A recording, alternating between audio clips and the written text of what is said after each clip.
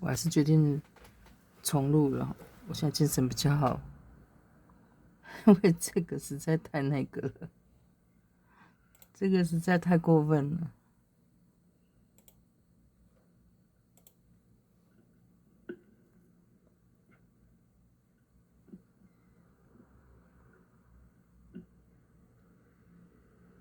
Your Eminence, Your Excellencies, distinguished members of the diplomatic 开始 corps, 念哈。ladies and gentlemen, I would like to thank His Excellency Ambassador George Poulides, Dean of the Diplomatic Corps, for his kind and respectful words on your behalf. I welcome all of you to this meeting for the exchange of greetings at the beginning of the new year. This is a traditional occasion in the life of the Diplomatic Corps accredited to the Holy See, but it is a new experience for me since it was only several months ago that I was called to shepherd Christ's flock.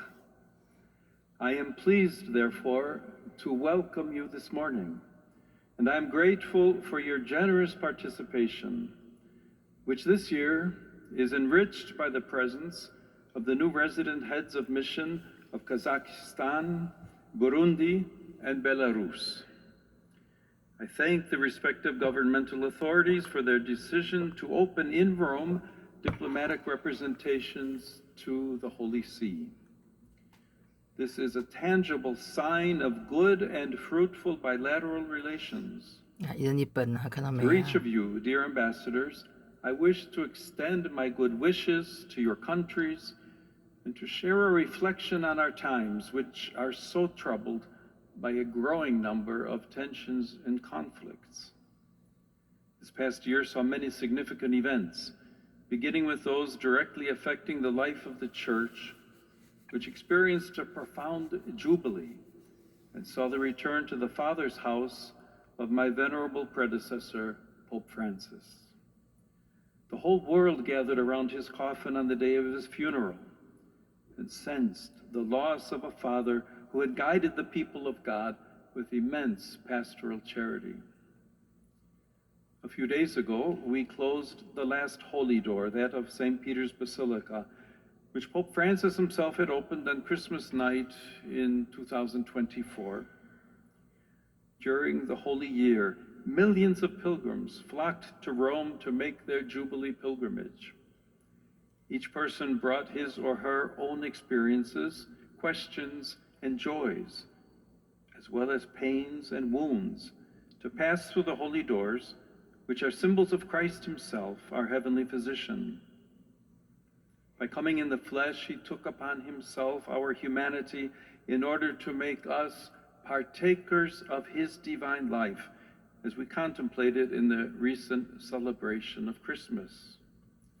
I am confident that through these experiences, many people have been able to deepen or rediscover their relationship with the Lord Jesus, finding comfort and renewed hope for facing life's challenges.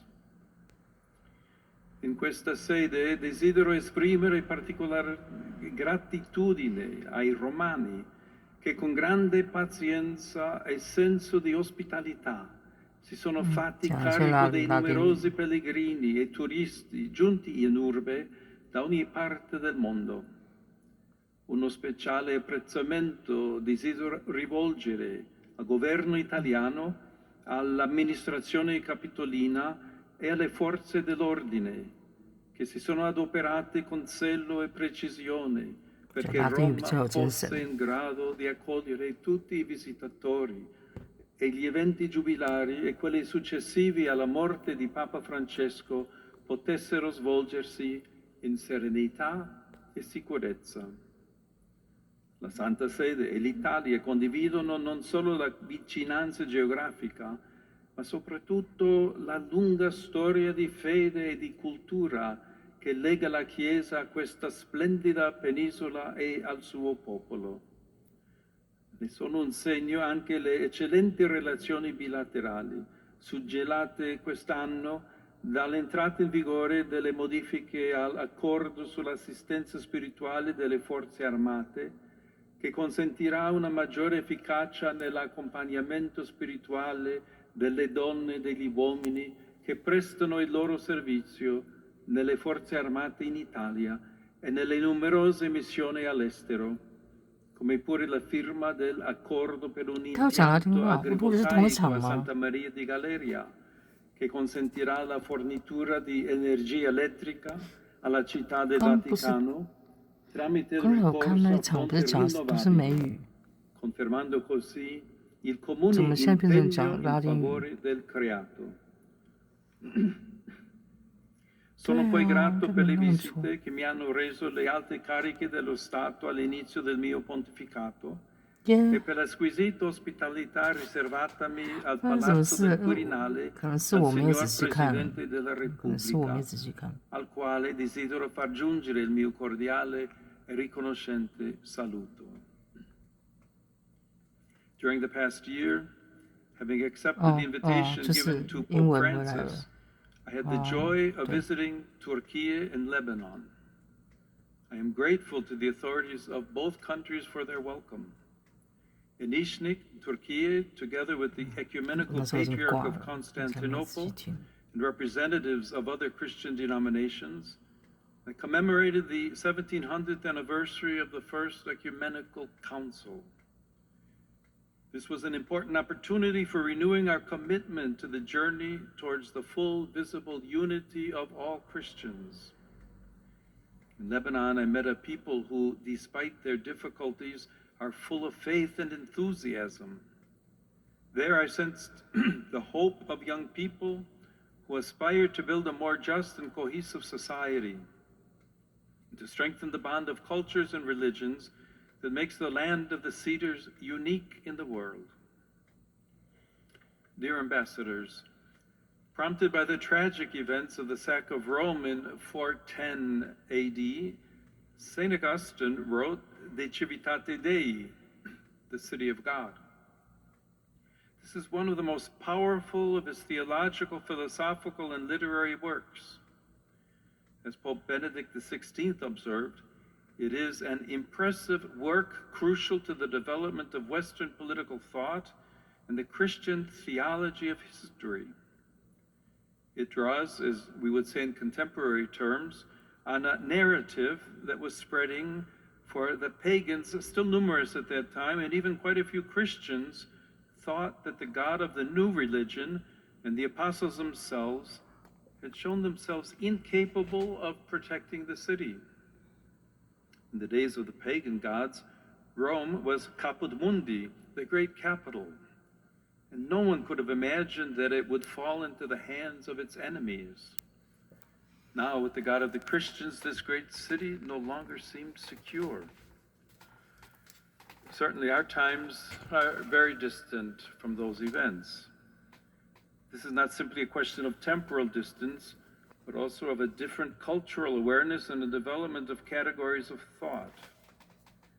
However, we cannot overlook the fact that our own cultural sensibilities have drawn nourishment from that work, which, like all the classics, speaks to people of every generation. Augustine interprets events in history itself according to the model of two cities.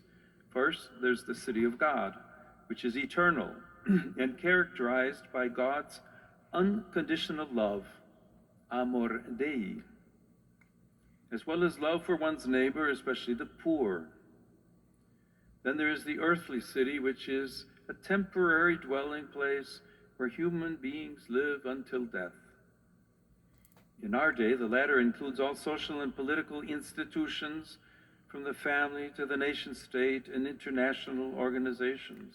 哈哈，是哦，这些聊 For 天室可以 Augustine, this city was 专门换头 epitomized by 像 the 的。 Roman Empire. 哎，这 Indeed, the earthly city is 那 centered 个 on 红 pride 色玫 and 瑰也很好 self-love, 看呐、我最近有看到很漂亮红 amor 色玫瑰耶。 sui, and the thirst for worldly power and glory that leads to destruction. However, this is not a reading of history that seeks to contrast eternity with the present, the church with the state, nor is it a dialectic about the role of religion within civil society. In Augustine's view, the two cities coexist until the end of time. Each has both an external and an internal dimension, for they are to be understood not only in light of the external manner in which they are constructed throughout history, but also through the lens of the internal attitudes of each human being towards the realities of life and historical events. In this perspective, each of us is a protagonist and thus responsible for history. Moreover, Augustine emphasizes that Christians are called by God to dwell in the earthly city with their hearts and minds turned towards the heavenly city, their true homeland. At the same time, Christians living in the earthly city are not strangers to the political world, and guided by the scriptures, seek to apply Christian ethics to civil government. The City of God does not propose a political program. Instead, it offers valuable reflections on fundamental issues concerning social and political life, such as the search for a more just and peaceful coexistence among peoples. Augustine also warns of the grave dangers to political life arising from false representations of history, excessive nationalism, and the distortion of the ideal of the political leader. Although the context in which we live today is different from that of the 5th century, some similarities remain highly relevant. We are now, as then, in an era of widespread migratory movements. As then, we are living at a time of a profound readjustment of geopolitical balances and cultural paradigms. As then, we are, in Pope Francis' well-known expression, not in an era of change, but in a change of era. In our time, the weakness of multilateralism is a particular cause for concern at the international level. A diplomacy that promotes dialogue and seeks consensus among all parties is being replaced by a diplomacy based on force by either individuals or groups of allies. War is back in vogue, and a zeal for war is spreading. The principle established after the Second World War, which prohibited nations from using force to violate the borders of others, has been completely undermined. Peace is no longer sought as a gift and a desirable good in itself, or in the pursuit of the establishment of the ordered universe willed by God, with a more perfect form of justice among men and women.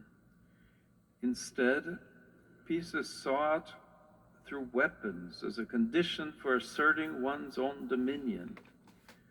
This gravely threatens the rule of law, which is the foundation of all peaceful civil coexistence.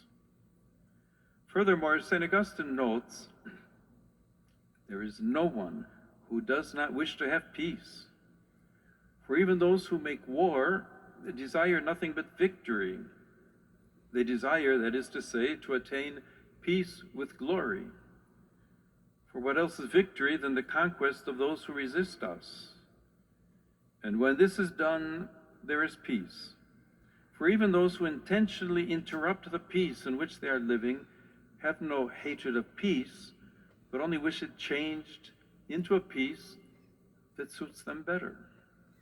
They do not therefore wish to have no peace, but only the peace that they desire. It was precisely this attitude that led humanity into the tragedy of the Second World War. From those ashes, the United Nations was born, whose 80th anniversary was recently celebrated. The UN was established by the determination of 51 nations as a center of multilateral cooperation in order to prevent future global catastrophes, for safeguarding peace, defending fundamental human rights, and promoting sustainable development. I'd like to draw particular attention to the importance of international humanitarian law. Compliance with this cannot depend on mere circumstances and military or strategic interests. Humanitarian law, in addition to guaranteeing a minimum of humanity during the ravages of war, is a commitment that states have made. Such law must always prevail over the ambitions of belligerents in order to mitigate the devastating effects of war, also with a view to reconstruction. We cannot ignore that the destruction of hospitals, energy infrastructure, homes, and places essential to daily life constitutes a serious violation of international humanitarian law. The Holy See firmly reiterates its condemnation of any form of involvement of civilians in military operations. It likewise hopes that the international community will remember that the protection of the principle of the inviolability of human dignity and the sanctity of life always counts for more than any mere national interest.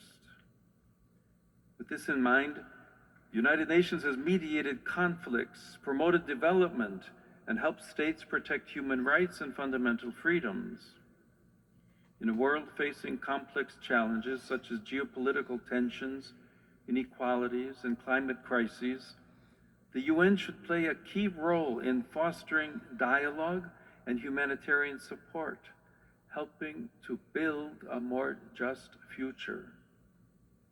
Efforts are therefore needed to ensure that the United Nations not only reflects the situation of today's world rather than that of the post-war period, but that it is also more focused and efficient in pursuing policies aimed at the unity of the human family instead of ideologies. The purpose of multilateralism, then, is to provide a place where people can meet and talk, modeled on the ancient Roman Forum or the medieval square. At the same time, in order to engage in dialogue, there needs to be agreement on the words and concepts that are used. Rediscovering the meaning of words is perhaps one of the primary challenges of our time. When words lose their connection to reality, and reality itself becomes debatable and ultimately incommunicable, we become like the two people to whom St. Augustine refers, who are forced to stay together without either of them knowing the other's language. He observes that, I quote, "Dumb animals, even those of different species, understand each other more easily than these two individuals. For even though they are both human beings, their common nature is no help to friendliness when they are prevented by diversity of language from conveying their sentiments to one another, so that a man would more readily converse with his dog than with a foreigner." End of quote. Today, the meaning of words is ever more fluid, and the concepts they represent are increasingly ambiguous. Language is no longer the preferred means by which human beings come to know and encounter one another. Moreover, in the contortions of semantic ambiguity, language is becoming more and more a weapon with which to deceive or to strike and offend opponents. We need words once again to express distinct and clear realities unequivocally. Only in this way can authentic dialogue resume without misunderstandings. This should happen in our homes and public spaces, in politics, in the media, and on social media. It should likewise occur in the context of international relations and multilateralism, so that the latter can regain the strength needed for undertaking its role of encounter and mediation. This is indeed necessary for preventing conflicts and for ensuring that no one is tempted to prevail over others with a mindset of force, whether verbal, physical, or military. We should also note the paradox that this weakening of language is often invoked in the name of freedom of expression itself. However, on closer inspection, the opposite is true, for freedom of speech and expression is guaranteed precisely by the certainty of language and the fact that every term is anchored in the truth. It is painful to see how, especially in the West, the space for genuine freedom of expression is rapidly shrinking. At the same time, a new Orwellian-style language is developing, which, in an attempt to be increasingly inclusive, ends up excluding those who do not conform to the ideologies that are fueling it. Unfortunately, this leads to other consequences that end up restricting fundamental human rights, starting with the freedom of conscience. In this regard, conscientious objection allows individuals to refuse legal or professional obligations that conflict with moral, ethical, or religious principles deeply rooted in their personal lives. This may be the refusal of military service in the name of nonviolence, or the refusal on the part of doctors and healthcare professionals to engage in practices such as abortion or euthanasia. Conscientious objection is not rebellion, but an act of fidelity to oneself. At this moment in history, freedom of conscience seems increasingly to be questioned by states, even those that claim to be based on democracy and human rights. This freedom, however, establishes a balance between the collective interest and individual dignity. It also emphasizes that a truly free society does not impose uniformity, but protects the diversity of consciences, preventing authoritarian tendencies and promoting an ethical dialogue that enriches the social fabric. In a similar way, religious freedom risks being curtailed. As Benedict XVI recalled, this is the first of all human rights because it expresses the most fundamental reality of the person. The most recent data shows that violations of religious freedom are on the rise, and that 64% of the world's population suffers serious violations of this right. In requesting that the religious freedom and worship of Christians be fully respected, the Holy See asks the same for all other religious communities. On the 60th anniversary of the promulgation of the Declaration Nostra Aetate, one of the fruits of the Second Vatican Ecumenical Council that concluded on December 8, 1965, I had the opportunity to reiterate the categorical rejection of all forms of anti-Semitism, which unfortunately continues to sow hatred and death. I likewise emphasize the importance of cultivating the Jewish-Christian dialogue, deepening our common biblical roots. On that same commemorative occasion, the meeting with representatives of other religions allowed me to renew my appreciation for the progress made in recent decades along the path of interreligious dialogue. Indeed, in every sincere religious quest, there is a reflection of the one divine mystery that embraces all creation. In this regard, I ask all the nations to guarantee full freedom of religion and worship to each of their citizens.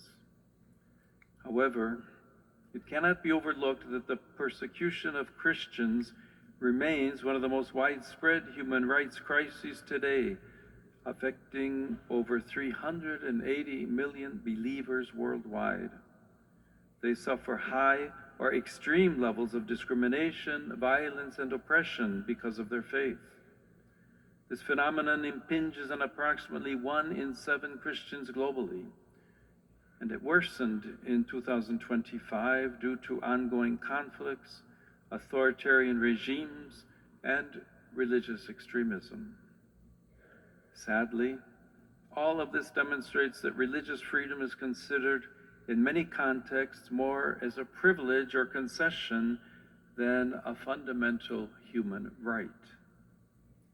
Here I would especially call to mind the many victims of violence, including religiously motivated violence in Bangladesh, in the Sahel region, and in Nigeria, as well as those of the serious terrorist attack last June on the parish of St. Elias in Damascus. Nor do I forget the victims of jihadist violence in Cabo Delgado, Mozambique. At the same time, we must not forget Mozambique. a subtle form of religious discrimination against Christians, which is spreading even in countries where they are in the majority, such as in Europe or the Americas. There, they are sometimes restricted in their ability to proclaim the truths of the gospel for political or ideological reasons, especially when they defend the dignity of the weakest, the unborn, refugees, and migrants, or promote the family. In its international relations and actions, the Holy See consistently takes a stand in defense of the inalienable dignity of every person. It cannot be overlooked, for example, that every migrant is a person and as such has inalienable rights that must be respected in every situation. Not all migrants move by choice, but many are forced to flee because of violence, persecution, conflict, and even the effects of climate change, as in various parts of Africa and Asia. In this year, which also marks the 75th anniversary of the International Organization for Migration, I renew the Holy See's hope that the actions taken by states against criminality and human trafficking will not become a pretext for undermining the dignity of migrants and refugees. The same considerations apply to prisoners who can never be reduced to the crimes they have committed. On this occasion, I wish to express my heartfelt gratitude to the governments that have responded positively to my venerable predecessor's appeal for gestures of clemency during the Jubilee year. It is my hope that the spirit of the Jubilee will permanently and structurally inspire the administration of justice so that penalties are proportionate to the crimes committed. Dignified conditions are guaranteed for prisoners, and above all, efforts are made to abolish the death penalty, a measure that destroys all hope of forgiveness and renewal. Nor can we forget the suffering of so many prisoners held for political reasons in many countries. Furthermore, from a Christian perspective, human beings are created in the image and likeness of God, who, by calling them into existence out of love, has at the same time called them to love. This vocation is revealed in a privileged and unique way within the family. It is in this context that we learn to love and foster the capacity to serve life, thus contributing to the development of society and the Church's mission. Despite its centrality, the institution of the family faces two crucial challenges today. On the one hand, there is a worrying tendency in the international system to neglect and underestimate its fundamental social role, leading to its progressive institutional marginalization. On the other hand, we cannot ignore the growing and painful reality of fragile, broken, and suffering families afflicted by internal difficulties and disturbing phenomena, including domestic violence.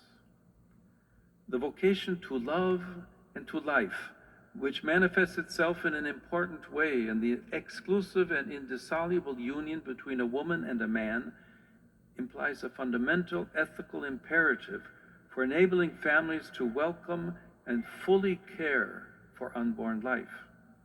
This is increasingly a priority, especially in those countries that are experiencing a dramatic decline in birth rates. Life, in fact, is a priceless gift that develops within a committed relationship based on mutual self-giving and service. In light of this profound vision of life as a gift to be cherished, and of the family as its responsible guardian, we categorically reject any practice that denies or exploits the origin of life and its development. Among these is abortion, which cuts short a growing life and refuses to welcome the gift of life. In this regard, the Holy See expresses deep concern about projects aimed at financing cross-border border mobility for the purpose of accessing the so-called right to 30 safe 分 abortion. 钟，我再 It 坚 also 持一下 considers。it deplorable that public 我个 resources 坚持 are 落啊， allocated to suppress life rather than being invested to support mothers and families. 我无 The 困，我 primary 一手袂 objective 稳， must remain the 我无困 protection of every unborn child and the effective and concrete support of every woman so that she is able to welcome life. Likewise, there's the practice of surrogacy.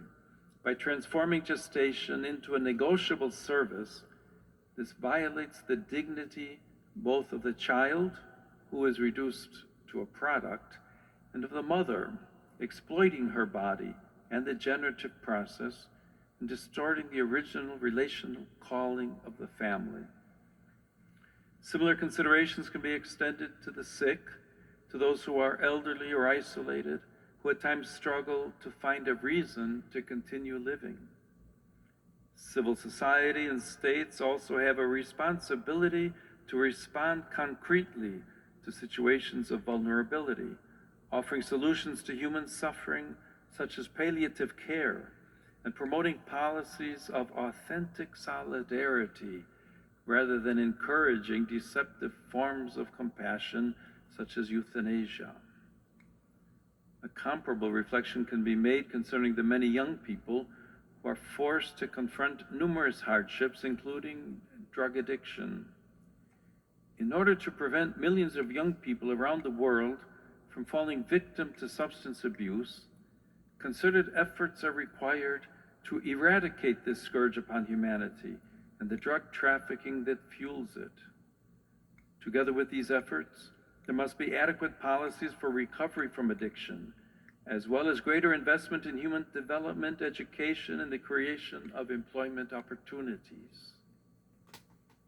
In light of these challenges, we firmly reiterate that the protection of the right to life constitutes the indispensable foundation of every other human right. A society is healthy and truly progresses only when it safeguards the sanctity of human life and works actively to promote it. The aforementioned considerations lead me to believe that in the current context, we are seeing an actual short circuit of human rights. The right to freedom of expression, freedom of conscience, religious freedom, and even the right to life are being restricted in the name of other so-called new rights, with the result that the very framework of human rights is losing its vitality and creating space for force and oppression.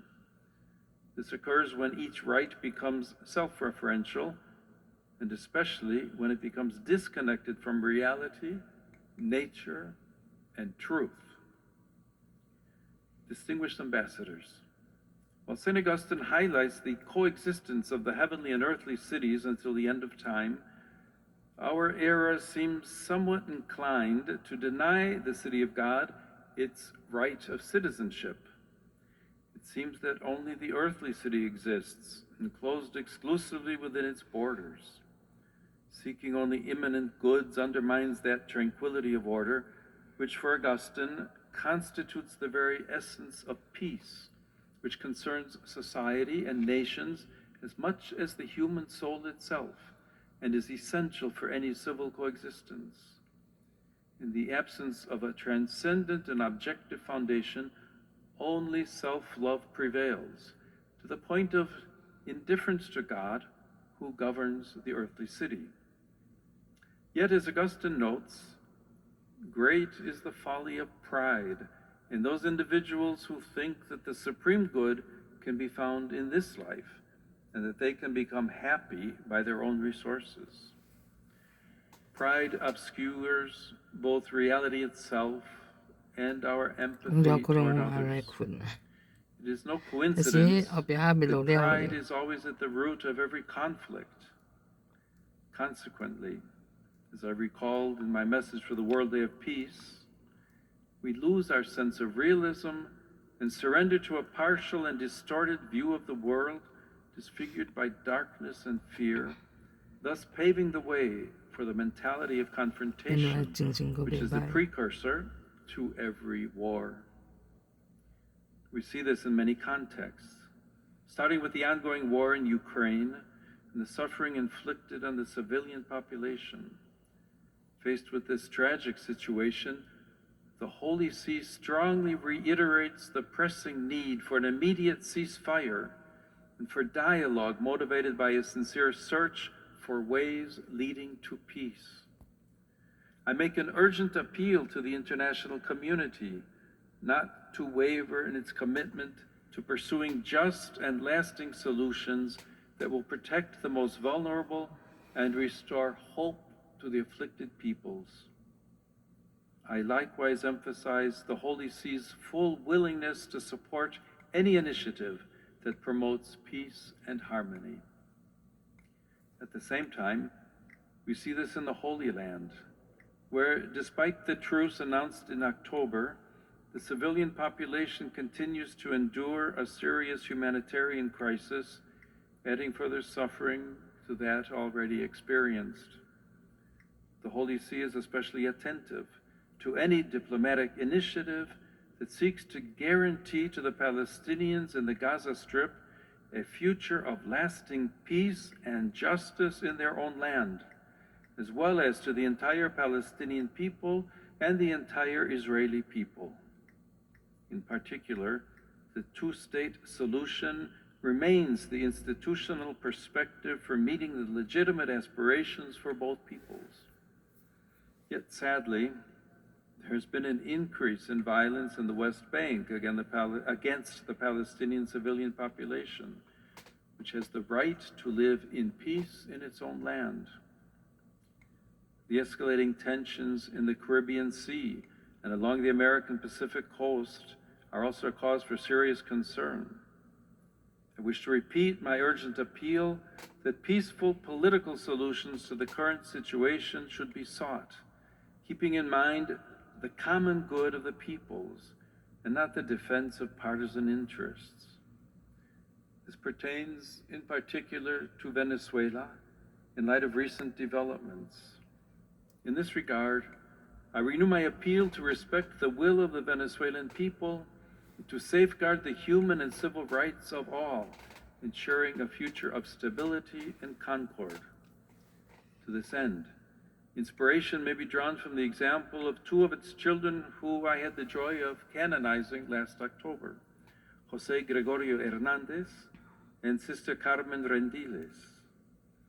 May their witness inspire the building of a society founded on justice, truth, freedom, and fraternity, and thus enable the nation to rise from the grave crisis that has afflicted it for so many years.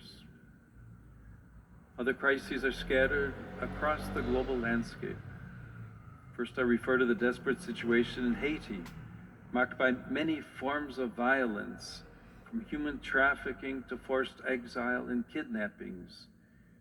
In this regard, it is my hope that with the necessary and concrete support of the international community, the country will be able to take the necessary steps as soon as possible to restore democratic order, end violence, and achieve reconciliation and peace.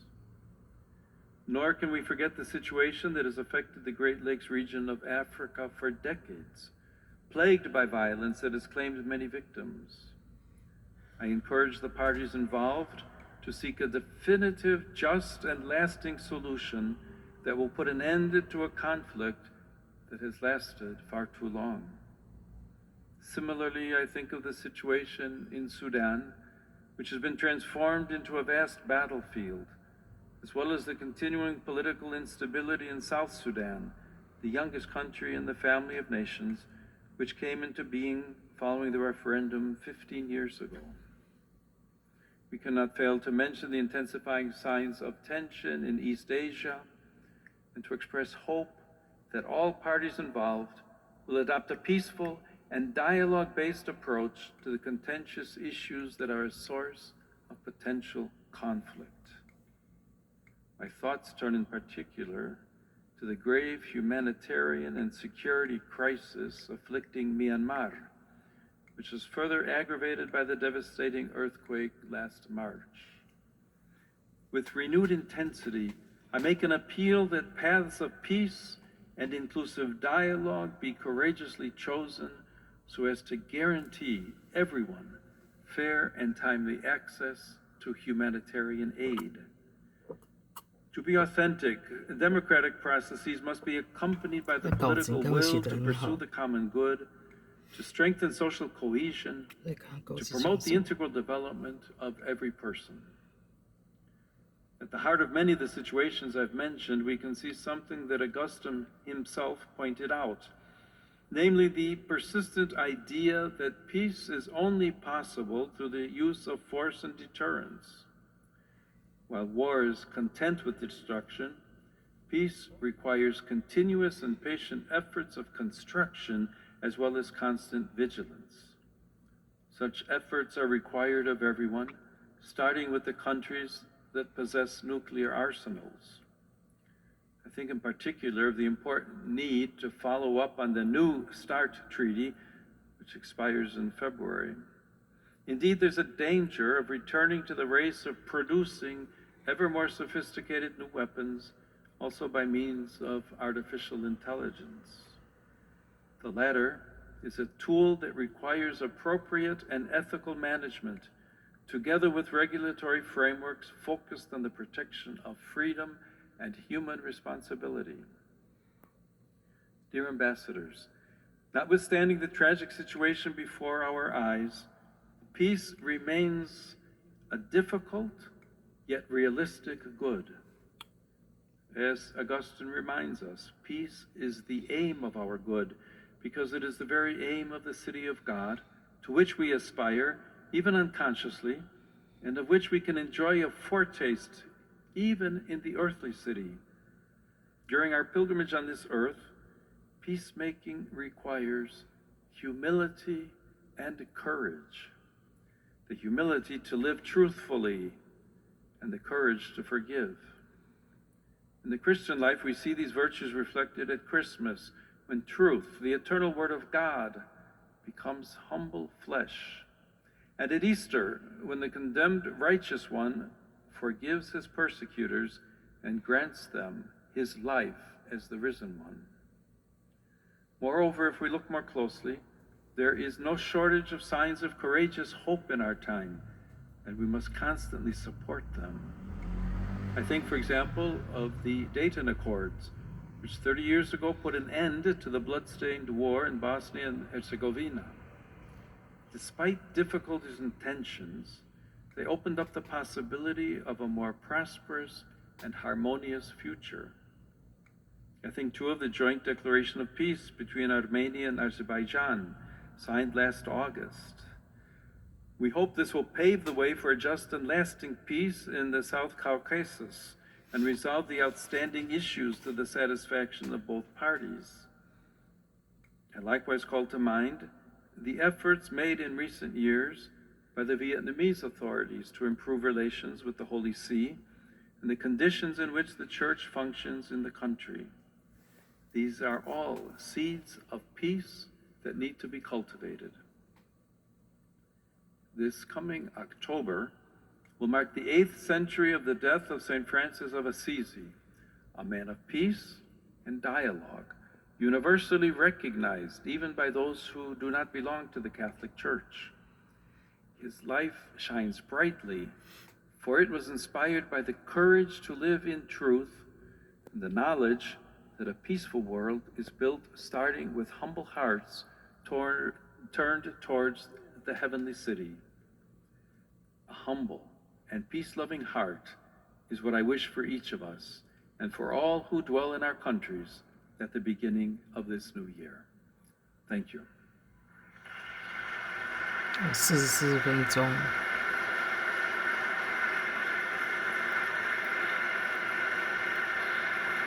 我录完